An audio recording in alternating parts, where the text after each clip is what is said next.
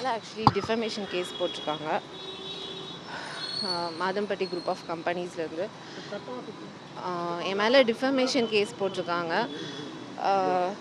இந்த மாதிரி நான் வந்து ஃபேக் அலிகேஷன்ஸ் வைக்கிறேன், அவதூறாக பேசுகிறேன் அப்படின்னு. நான் எந்த ஃபேக் அலிகேஷனுமே வைக்கல. நான் இப்போவும் ஃபைட் பண்ணுறது இந்த குழந்தைக்காக மட்டும்தான். இந்த குழந்தைக்கு ஒரு ஜஸ்டிஸ் வேணுங்கிறதுக்காக தான் நான் ஃபைட் பண்ணுறேன். அதில் எந்த ஃபேக் அலிகேஷனுமே நான் வைக்கல.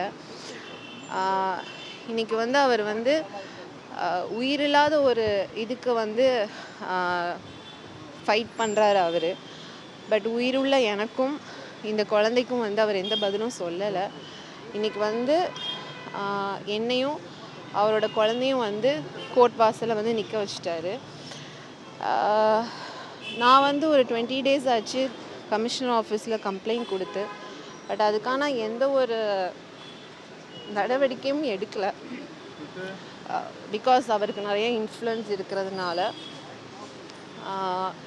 வெளியே வந்து அவர் வந்து நிறைய பேர்கிட்ட வந்து சொல்கிறாரு, இந்த மாதிரி நான் இவங்களுக்கெல்லாம் ஃபுட் பண்ணியிருக்கேன், ஜட்ஜுக்கு ஃபுட் பண்ணியிருக்கேன், நிறைய செலிபிரிட்டிஸ்க்கெலாம் பண்ணியிருக்கேன், ஸோ என்னை எதுவும் பண்ண முடியாதுங்கிற மாதிரி வெளியே பேசிகிட்ருக்காரு.